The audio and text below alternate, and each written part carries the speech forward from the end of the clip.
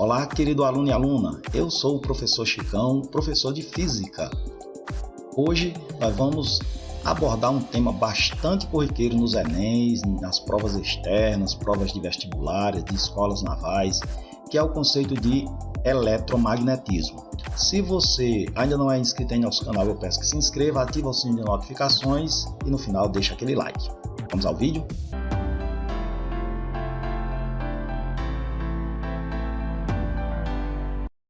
Inicialmente, pessoal, eu gostaria de conversar um pouquinho com vocês acerca desses tópicos que iremos abordar na nossa aula. Eu recomendo que você assista essa introdução, essa parte introdutória, teórica. Depois você dá uma pausada no vídeo, tenta responder a questão. A questão que eu vou propor é uma questão da Escola Naval, questão feita já no ano de 2020, né? Para ingresso agora em 2021. E tentem resolvê-la. Se não conseguir, depois você volta e vê o vídeo normalmente. Tranquilo? Primeiro, vamos falar de força magnética sobre fio condutor. Ora, quando você tem um fio condutor imerso em um campo magnético, bom, imagine que você tenha um condutor como esse, de comprimento L, que está imerso em um campo magnético uniforme. Então, uma vez dentro do campo magnético e percorrido por uma corrente elétrica, esse fio sofrerá a ação de uma força magnética. A direção e o sentido dessa força magnética é determinada pela famosa regra da mão direita ou regra do tapa, em que você vai utilizar a sua mão direita, vai colocar o polegar no sentido da corrente elétrica, os 4 dedos palmares no sentido das linhas do campo e a palma da mão vai te dar então o sentido da força magnética. Para onde a palma da mão apontar é para onde a força magnética vai atuar, certo? 4 dedos palmares na direção do B, que é o campo, polegar na direção da corrente I, palma da mão vai me dar a força magnética. E aqui também vamos imaginar que esse fio esteja inclinado de um ângulo em relação às linhas do campo, que eu vou chamar de ângulo θ. Então, a força magnética, o módulo da força magnética que vai atuar sobre esse fio é expresso então como sendo o produto do módulo do campo vezes a intensidade de corrente vezes o comprimento do fio vezes o seno daquele ângulo θ.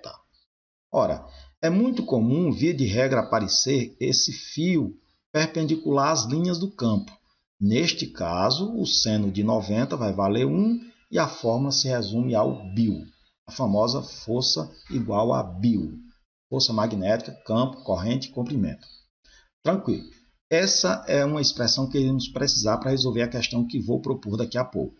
Tendo uma corrente por um fio e esse fio se move dentro do campo magnético, se você tem uma espira fechada, vamos dizer assim, vamos supor que você tem uma espira e você varia a área ou o ângulo de inclinação dessa espira dentro do campo magnético.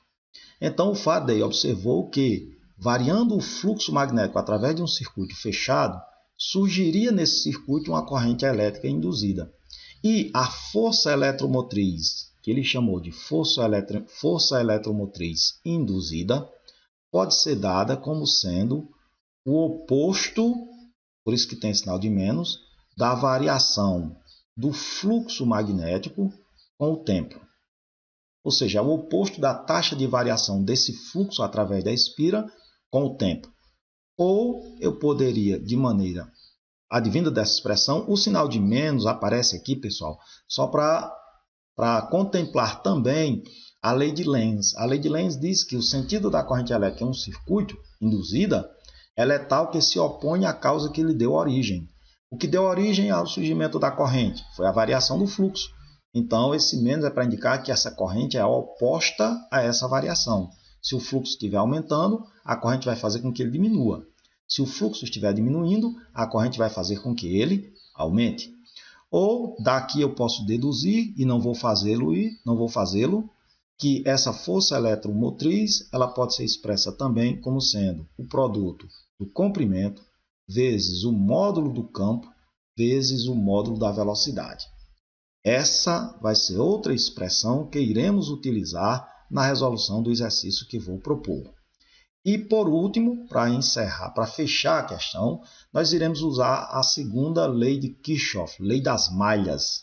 A lei das malhas de Kirchhoff diz o seguinte, que dado um circuito fechado, quando você se move por essa malha, o circuito, a soma de todas as DDPs, sejam elas elevadas ou reduzidas, vai dar sempre igual a zero. Como assim, Chicão? Bom, deixa eu tentar ilustrar para vocês aqui. Imagine que eu tenha um circuito como esse. Agora, se você, de acordo com a lei das malhas de Kirchhoff, se você se move nessa malha em um sentido qualquer, não importa o sentido, quando você voltar ao ponto de partida, quando você fechar a malha, a soma de todas as DDPs vai dar sempre igual a zero. Só lembrando o seguinte, quando a corrente atravessa um resistor, vai haver uma queda de potencial. Então, nós vamos subtrair isso do circuito. Quando você se move no mesmo sentido da corrente, estou admitindo que nós estejamos nos movendo no circuito no mesmo sentido da corrente. Então, as resistências vão causar uma queda de potencial. Tranquilo? E quando você passar por um bipolo é um dispositivo que tem dois polos, um polo positivo e um negativo. Claro que os resistores também têm, mas eu estou falando de bipolo no sentido de ser gerador ou receptor. Você vai adotar a seguinte conversão. Você vai botar o sinal do polo onde a corrente vai estar saindo. Por exemplo, eu montei esse circuito aqui, hipotético. Vou supor, hipoteticamente, que a corrente esteja nesse sentido aqui, ó, sentido horário. E vou caminhar por essa malha também no sentido horário. Eu escolhi caminhar no sentido horário. Poderia ter caminhado no sentido horário, mas vou escolher caminhar no sentido horário. Nós vamos fazer o seguinte, vamos pegar um ponto qualquer do circuito, vamos supor esse aqui, e aqui eu vou colocar um potencial 0 volts. Agora vamos nos mover pelo circuito. Quando eu passar aqui por esse resistor, o que vai acontecer? Como eu estou caminhando no mesmo sentido da corrente, então esse resistor vai causar uma queda de potencial. Se aqui é zero e vai cair, vai perder um potencial aqui, lembre-se que a diferença de potencial, primeiro, é a lei de Ohm, é dado por resistência vezes corrente.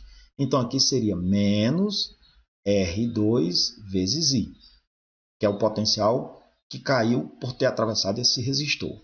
Esse potencial vem para cá, aqui é um fio ideal, não tem resistência, não tem dipolo, nada. Aí quando ele chega aqui, ao atravessar esse outro resistor, tem outra queda de potencial, que é menos R1 vezes I. Agora ele vai atravessar esse bipolo aqui, ó, e vai sair no polo negativo. Então aqui seria menos E2. Continuando o movimento.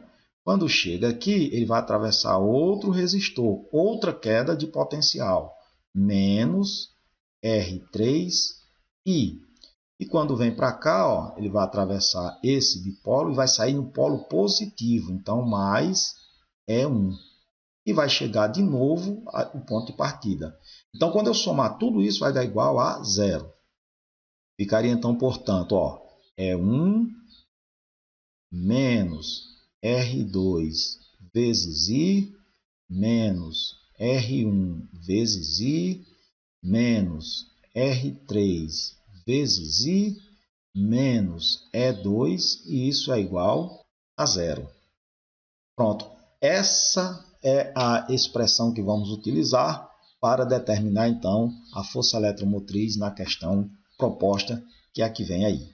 A questão retirada lá da Escola Naval de 2020 diz o seguinte, a questão 14. Uma barra condutora AC de comprimento 60 cm, resistência desprezível, apoiada em trilhos condutores retos, paralelos e de resistência desprezível, é interligada a um bloco de massa. Eu vou tirar essa informaçãozinha aqui, ó. Bom, nós temos aqui o comprimento, 60 centímetros, temos aqui a massa, 1,2 kg, através de uma corda inextensível de massa desprezível e uma polia ideal. Considere que as extremidades do trilho estão ligadas a um gerador de força eletromotriz, gerador de força eletromotriz E, e de resistência interna, resistência interna 2 ohms. Essa barra é puxada pelo bloco e se desloca com uma, olhe essa informação aqui, galera, ó, com uma velocidade constante de 25 metros por segundo. O campo de indução magnético é perpendicular ao plano do sistema. E o valor, ele deu aqui o valor do campo, 0,4 Tesla. Além disso, a aceleração da gravidade ainda nos deu o G, aceleração local da gravidade, e o sistema é apresentado na figura que está aqui, abaixo, mas eu coloquei ao lado. A pergunta, eis o comando da questão, galera, ó. Qual o valor da força eletromotriz do gerador? Então, com base no que eu expliquei anteriormente, eu queria que vocês dessem uma olhada na questão, dessem uma pausada no vídeo e tentassem resolvê-la. Bom, galera, então vamos lá. Primeira coisa, se essa barra vai se mover dentro de um campo magnético, a gente viu que ela vai ficar sujeita a uma força magnética. E pela lei de Lenz, a força magnética é tal que vai tentar se opor à causa, ao sentido da corrente, é tal que vai se opor à causa que lhe deu origem. Veja que o campo magnético é vertical para cima. Se a barra vai se afastar, esse campo vai estar aumentando. Então, aqui vai surgir uma corrente para se opor a esse aumento. Ou seja, vai surgir uma corrente que vai criar um campo oposto a esse dado. Ou seja, o campo magnético estaria na vertical para baixo. Eu vou chamar isso aqui de campo Belinha. Ora, então aqui na barra surge uma corrente, de acordo com a regra da mão direita de Ampère, para você saber o sentido da corrente elétrica, polegar no sentido da corrente e os 4 dedos fechando vão me dar o campo magnético, o sentido das linhas do campo magnético. Então, neste caso aí, se você colocar o seu polegar direito no sentido de C para A e fechar a sua mão, você vai ver que seus dedos estariam entrando aqui desse lado esquerdo e saindo aqui nesse lado direito. Portanto, a corrente elétrica aqui estaria de C para A. Aqui o sentido da corrente elétrica. Perfeito. Agora vamos descobrir quanto vale essa corrente. Eu vou desaparecer aqui para a gente ter mais espaço, tá ok? Vamos lá. Então, a força magnética aqui que vai surgir nesse circuito, pessoal, polegar de C para A, 4 dedos palmares apontam para cima, porque o campo magnético está para cima, e a palma da sua mão vai estar empurrando a barra para a esquerda.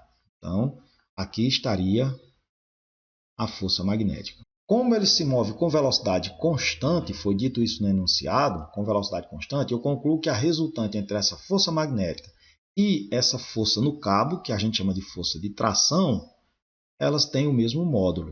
Vetores em sentidos opostos, a resultante tem que dar zero para que a velocidade seja constante, mas essa força de tração, não se esqueçam, essa mesma aqui, que vai ter o módulo igual ao módulo da força peso do bloco. Então, posso escrever que a força magnética vai ser igual à força de tração. Lembrando que a força de tração é igual ao peso, que por sua vez é o produto da massa vezes a aceleração da gravidade. Força magnética em fio, lembra lá da teoria?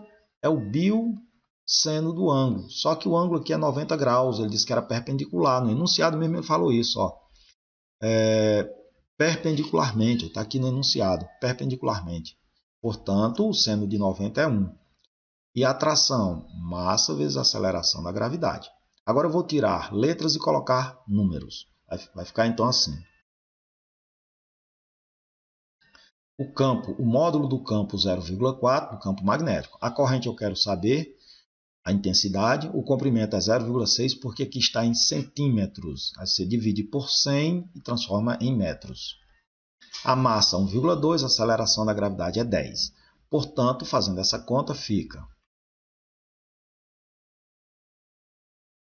1,2 vezes 10 é 12, 0,4 vezes 0,6 é 0,24 e 12 dividido por 0,24, isso vai dar 50 amperes. Vou guardar essa informação aqui. Calculei a corrente. Agora, pessoal, vamos calcular a força eletromotriz induzida nesse trecho AC.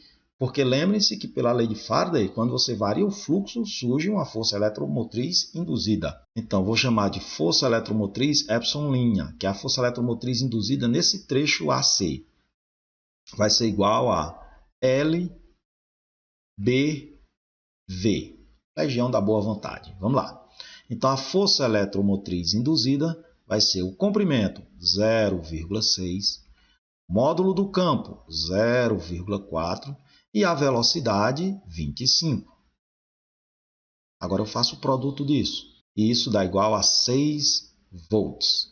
Vou guardar essa outra informação aqui. E agora, para fechar com chave de ouro, galera, para fechar com chave de ouro, lei das malhas de Kirchhoff, ou Kirchhoff, como queiram chamar, russo. Lembre-se, eu tenho um circuito fechado, vamos fazer a corrente elétrica circular através dele. Eu vou reproduzir esse circuito de uma maneira menos poluída. Do jeito que está ali, está muito poluído. Vamos ver como é que fica. Ó. Pronto, aquele meu circuito então ficaria assim. Ó. Eu tenho o gerador, a sua resistência interna, em cima um fio ideal. Depois aqui vai surgir uma força eletromotriz induzida. Então aqui eu tenho um segundo gerador que eu chamei de Epsilon linha. No fio de baixo não tem resistência, está aqui ele, o fio ideal. O sentido da corrente elétrica a gente já determinou. O sentido da corrente elétrica aí é no sentido horário.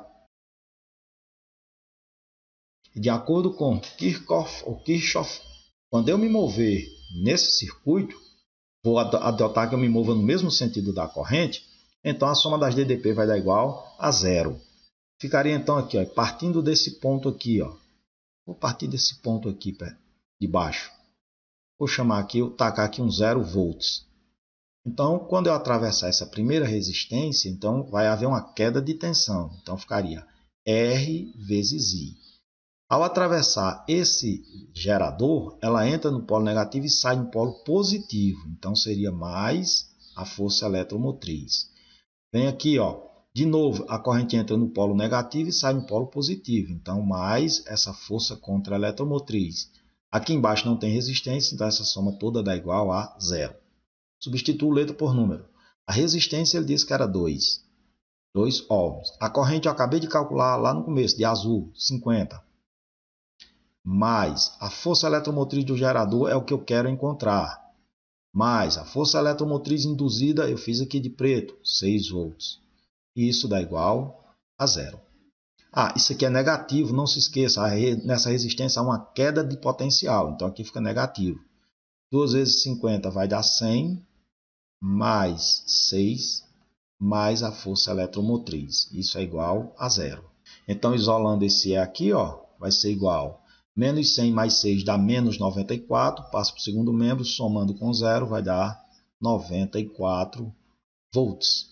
Isso daria como opção correta o item 94D de doce de mamão com coco.